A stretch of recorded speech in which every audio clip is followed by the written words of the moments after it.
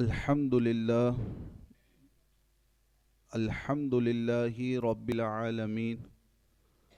والصلاة والسلام على سيد الأنبياء والمرسلين وعلى آله وأصحابه أجمعين أما بعد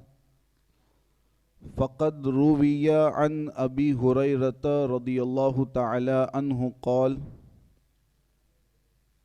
قال رسول الله صلى الله تعالى عليه وسلم آية المنافق ثلاث إذا حدث كذب وإذا وعد خلف وإذا اؤتمن خان صدق رسول الله صلى الله عليه وسلم فَيَا الصَّلَاةُ وَالسَّلَامُ عَلَيْكَ يَا رَسُولَ اللَّهِ وَعَلَىٰ آلِكَ وَأَصْحَابِكَ يَا شَفِيعَنَا يَوْمَ الْجَزَا۔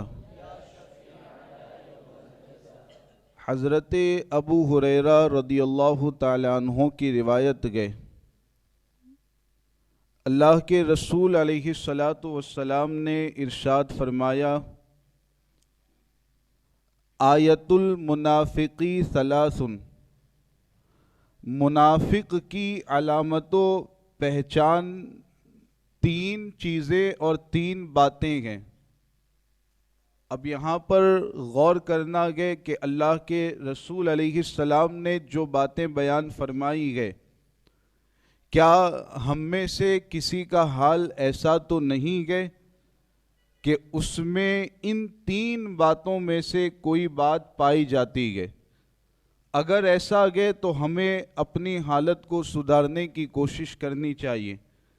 منافق کی تین علامتیں کیا گئے؟ پہلی علامت اذا حدث کذب، کہ جب وہ بات کرے تو وہ جھوٹی باتیں اپنی زبان سے نکالا کرے اور جھوٹ اپنی زبان سے ادا کیا کرے۔ یہ پہلی علامت اللہ کے رسول علیہ السلام نے بیان فرمائی کہ جو منافق ہوتا گئے وہ جھوٹ بولنے والا ہوتا گئے۔ دوسری علامت حضور علیہ السلام نے بیان فرمائی اذا وعد خلف، کہ جب وہ وعدہ کرے تو اس وعدے کو پورا نہ کریں بلکہ وعدہ خلافی کرتا ہوا نظر آئے۔ وعدہ کرنے کے بعد وعدہ وفائی نہ کرے بلکہ اس وعدے کے خلاف کام کرتا ہوا نظر آئے۔ اور تیسری علامت اذا اؤتمن خان، جب اس کے پاس کسی چیز کو بطور امانت رکھا جائے، چاہے وہ مال کی شکل میں ہو یا کسی کی عزت کی باتوں کی شکل میں ہو، جب اس کے پاس امانت کے طور پر کوئی چیز رکھی جائے تو وہ بندہ اس امانت میں خیانت کرتا ہوا نظر آئے، امانت میں خیانت کا عمل کرتا ہوا نظر آئے۔ یہ تین علامتیں حضور علیہ السلام نے منافق کی بیان فرمائی گئے: جھوٹ بولنا، وعدہ خلافی کرنا، امانت میں خیانت کرنا۔ یہ تین چیزیں اگر کسی مومن اور مسلمان میں پائی جاتی ہے تو اسے ہم منافق تو نہیں کہیں گے، لیکن یہ ضرور کہا جائے گا کہ آپ کے اندر منافقانہ علامتیں اور منافقانہ صفتیں پائی جاتی ہیں۔ آپ کا عمل ویسا ہے جیسے منافقوں کا عمل ہوا کرتا ہے۔ تو یہ تین باتیں ذہن میں رکھیں، اپنے آپ کو ان باتوں سے دور رکھنے کی کوشش کریں۔ آئیے سوالات و جوابات کا سلسلہ شروع کرتے ہیں۔ السلام علیکم ورحمۃ اللہ وبرکاتہ۔ حضور مفتی صاحب کی بارگاہ میں پہلا سوال یہ ہے کہ آدمی کسی بیماری میں مبتلا ہو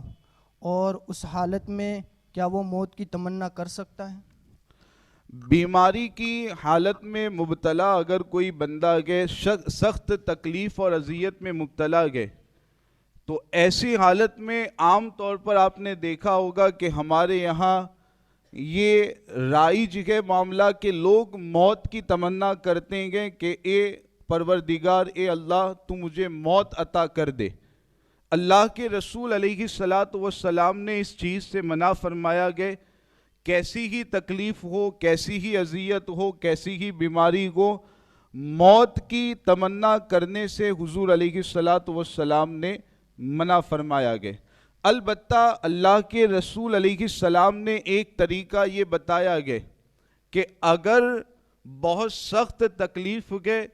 اور وہ تکلیف اور بیماری ناقابل برداشت حد تک پہنچ چکی گئے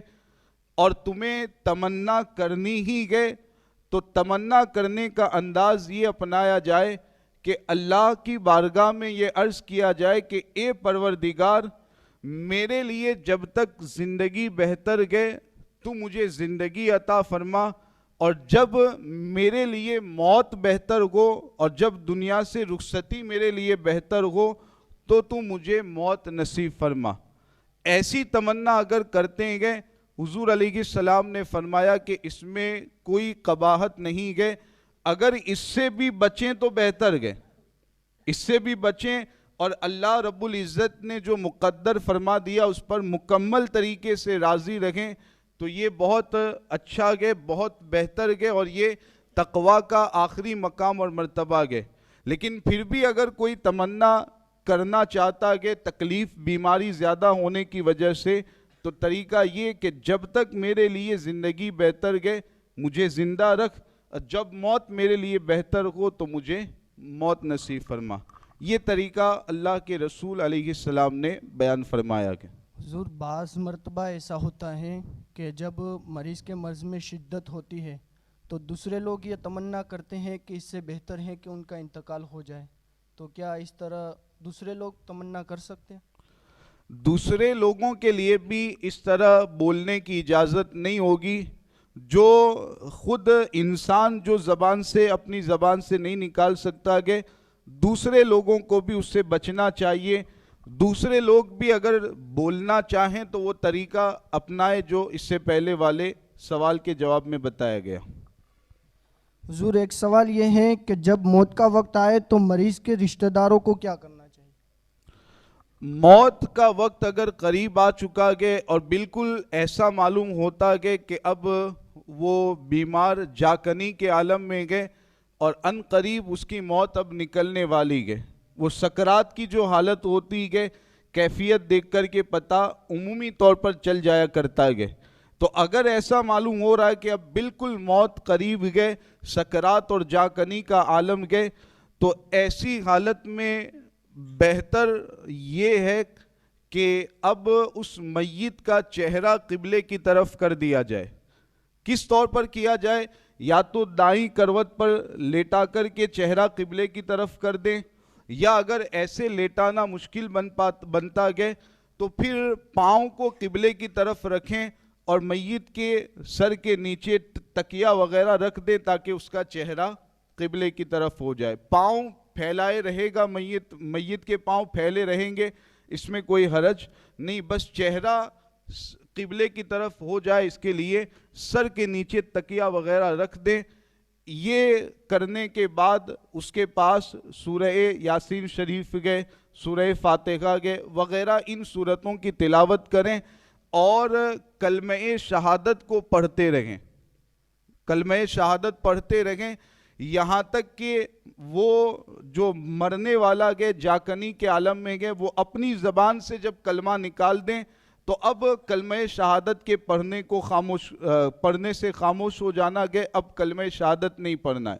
جب تک کہ وہ اپنی زبان سے نہ نکال دے۔ اگر زبان سے کلمہ شہادت اس نے نکال دیا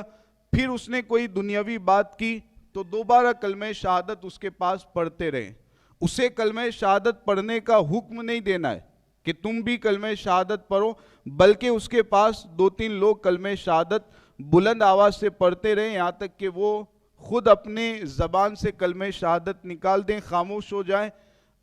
پھر اگر وہ بات کرتا کہ دوبارہ کلمہ شہادت پڑھتے رہیں تاکہ اس مرنے والے کا آخری کلام کلمہ شہادت ہو اور اس کی آخری بات کلمہ شہادت ہو۔ تو یہ طریقہ بتایا گیا کہ جاکنی کے عالم میں اور بالکل سکرات کی جو آخری حالت ہوتی ہے اس صورت میں رشتہ داروں کو کیا کرنا چاہیے اس کے حوالے سے؟ حضور اسی کے ضمن میں ایک سوال یہ ہے کہ مرتے وقت کسی کی زبان سے اگر کلمہ کفر نکلا تو کیا وہ کافر ہو جائے گا؟ سکرات کے عالم میں اگر کلمہ کفر نکلتا گئے تو ہمارے علماء اور فقہا نے یہ بتایا گئے کہ ایسے بندے کو کافر نہیں مانا جائے گا۔ جو سکرات کا عالم ہوتا گئے، بالکل جو آخری کیفیت ہوتی گئے، اضطرابی کیفیت، اس میں کلمہ کفر اگر زبان سے نکل بھی جائے اس کو کافر نہیں مانا جائے گا، اور اس کی تعویل یہ کی جائے گی کہ ہو سکتا گئے اس کو تکلیف اور اذیت زیادہ گئے، اس لیے یہ مکمل بات نہیں کر پا رہا گئے، یہ کہنا کچھ اور چاہتا گئے، اس کی زبان سے کچھ اور نکل رہا گئے۔ ایسی تعویل کرتے ہوئے اس کو مسلمان ہی مانا جائے گا۔ تدفین وغیرہ کے معاملات جو مسلمانوں کے ساتھ کیے جاتے ہیں وہ تمام معاملات اس کے ساتھ کیے جائیں گے۔ یہ کب کی بات گئے؟ جب سکرات اور جاکنی کے عالم میں اگر ایسا ہوتا ہے تو، اگر اس سے پہلے بالکل ہوش حواس اپنے ٹھکانے پر گئے، ایسی حالت میں اگر کوئی بیمار کفر یا کلام اپنی زبان سے نکالتا گئے تو اس پر تو پھر توبہ تجدید ایمان کا حکم لازم ہوگا، بغیر اس کو مسلمان نہیں مانا جائے گا۔ تجہیز و تکفین کے معاملات مسلمانوں کی طرح اس کے نہیں کیے جائیں گے۔ حضور ایک سوال یہ ہے کہ میت کے پاس غسل دینے سے پہلے قرآن مجید کی تلاوت کر سکتے ہیں؟ اگر اس کے بدن پر کپڑا وغیرہ رکھا ہوا گیا، جیسے کہ عام طور پر ہوتا ہی گیا، بدن کو چھپا دیا گیا گیا، تو غسل دینے سے پہلے بھی اس کے پاس بیٹھ کر کے تلاوت قرآن کرنے میں کوئی حرج نہیں گئے۔ البتہ یہ یاد رکھیں کہ حضور علیہ السلام نے یہ طریقہ بتایا گیا کہ جتنا جلدی ہو سکے میت کو غسل دیا جائے، کفن پہنایا جائے، اور جتنا جلدی ہو سکے نماز جنازہ پڑھ کر کے اسے دفن کر دیا جائے۔ تو تاخیر کرنا یہ غیر مناسب گئے، سنت رسول اور ارشاد رسول علیہ السلام کے خلاف گئے۔ تو جتنا جلدی ہو سکے روح نکلنے کے بعد غسل، کفن، دفن وغیرہ کے معاملات کو ختم کر لینا چاہیے۔ حضور ایک سوال یہ ہے کہ عورت کے پیٹ میں بعض مرتبہ ایسا ہوتا ہے کہ عورت کے پیٹ میں بچہ ہوتا ہے اور ڈاکٹر یہ کہتے ہیں کہ ایک کو ہی بچایا جا سکتا ہے، عورت کو بچایا جائے یا پھر بچے کو، تو ایسی حالت میں کیا کرنا چاہیے؟ اگر پیٹ میں جو بچہ گئے اس میں روح ڈال دی گئی گئے، روح کب ڈالی جاتی گئے؟ اللہ تعالیٰ نے قرآن میں اس کو بیان فرمایا گئے کہ 4 مہینے جب ماں کے پیٹ میں مکمل گزر جاتے ہیں گئے، 120 دن جب گزر جاتے ہیں گئے، تو اس کے بعد بچے کا جو جسم ہوتا گئے وہ بن جاتا گئے اور اس کے اندر روح ڈال دی جاتی گئے۔ تو اگر ماں کے پیٹ میں جو بچہ گئے اس میں روح ڈال دی گئی گئے تو اس صورت میں تو حکم یہی رہتا گئے کہ بچے کی بھی جان کی مکمل حفاظت کرنا لازم گئے، اور اس کی جو ماں گئے اس کی بھی جان کی مکمل حفاظت لازم گئے۔ یہ نہیں کر سکتے کہ ماں کی جان بچانے کے لیے بچے کو معاذ اللہ قتل کر دیا جائے، یا ایسی کوئی دوائی لے لی جائے کہ جس سے بچہ قتل ہو جائے۔ یہ کرنے کی اجازت نہیں ہے جبکہ بچے کے جسم میں روح ڈال دی گئی ہے، اور یہ مرحلہ 120 دن کے بعد شروع ہو جاتا ہے۔ اور اگر مان لیجئے کہ ابھی بچے کے جسم میں جان نہیں ڈالی گئی ہے، روح نہیں ڈالی گئی ہے، ابھی 2 مہینے 3 مہینے اس طرح کے ایام گزرے گئے، اور ایسی کنڈیشن پیش آ گئی کہ ماں کو بچائیں یا بچے کو، واقعی ماہر ڈاکٹر جو ہیں انہوں نے یہ کنڈیشن رکھی گئے کہ دونوں میں سے ایک کی جان کی آپ حفاظت کر سکتے ہیں گے، تو اس حالت میں ماں کی جان کو بچایا جائے، اور بچے میں چونکہ ابھی جان ہی نہیں پڑی گئے، وہ روح والا ابھی نہیں ہوا گئے، تو اس کو ترک کیا جائے، ماں کی جان کی حفاظت کی جائے۔ یہ 2 صورتیں ان میں یاد رکھیں، اور انہی دونوں صورتوں کے مطابق شریعت کے جو احکام کے اس پر عمل کریں۔ حضور ایک سوال یہ ہے کہ میت کا رشتہ دار دور رہتا ہے، تو کیا ایسی حالت میں میت کو دفن کرنے میں اس رشتہ دار کا انتظار کیا جائے گا؟ یہ ایک غلط چیز ہمارے یہاں پر رائج ہوتی جا رہی ہے کہ فلاں رشتہ دار فلاں جگہ پر رہتا گئے، فلاں رشتہ دار فلاں جگہ رہتا گئے، تو جب تک وہ نہیں آ جاتا کہ ہم نماز جنازہ نہیں پڑھیں گے، میت کو دفن نہیں کریں گے۔ یہ یہاں جو رشتہ دار گئے ان کی طرف سے بھی یہ ضد ہوتی ہے، اور ادھر سے جس رشتہ دار کو آنا ہوتا ہے اس کی طرف سے بھی یہ ضد ہوا کرتی ہے۔ میں نے ابھی آپ کو بتایا کہ حدیث رسول علیہ السلام کی روشنی میں جتنا جلدی ہو سکے میت کو دفن کرنے کا حکم رہتا ہے، لہذا اگر بہت زیادہ تاخیر ہو سکتی ہے، بہت دور وہ رشتہ دار رہتا ہے، آنے میں زیادہ تاخیر ہوگی، تو اس صورت میں یہاں والے رشتہ داروں کو بھی اور وہاں والے رشتہ دار کو بھی سمجھنا چاہیے کہ ہم جتنا جو جلدی ہو سکے میت کی تدفین کر دیں، لہذا اس رشتہ دار کا انتظار نہیں کرنا چاہیے۔ ہاں اگر کچھ معمولی تاخیر ہو سکتی ہے، آگے پیچھے کچھ وقت ہو سکتا ہے، تو بہرحال رشتہ دار کا انتظار کر لیں تو اجازت مل سکتی ہے، لیکن زیادہ تاخیر کرنا یہ ارشاد رسول علیہ السلام کے بالکل خلاف ہے۔ حضور، ایک سوال یہ ہے کہ یہ جو کہا جاتا ہے کہ آخری وقت میں توبہ قبول نہیں ہوتی، تو آخری وقت سے کیا مراد ہے، اور کب تک توبہ کرے گا تو اس کی توبہ معتبر ہوگی؟ سکرات اور جاکنی کے عالم میں اگر کوئی بندہ توبہ کرے تو اس کی توبہ مقبول نہیں ہے۔ اس سے پہلے جب بھی بندہ توبہ کرے گا، حضور علیہ السلام کے فرمانے کے مطابق اگر سچی توبہ ہے تو اللہ تعالیٰ اس کی توبہ کو قبول بھی فرمائے گا اور اس کے گناہوں کو معاف بھی فرمائے گا۔ گزشتہ محفل کی ایک سوال باقی رہ گیا تھا، وہ سوال یہ ہے کہ آج کل کرسی پر سجدہ کرنے کی ایک جگہ بنائی جاتی ہے، تو کیا اس جگہ پر سجدہ کر سکتے ہیں؟ گزشتہ محفل میں وہ 2 صورتیں بتا دی گئی جن میں بیٹھ کر کے اشارے سے نماز پڑھنے کی اجازت رہتی ہے۔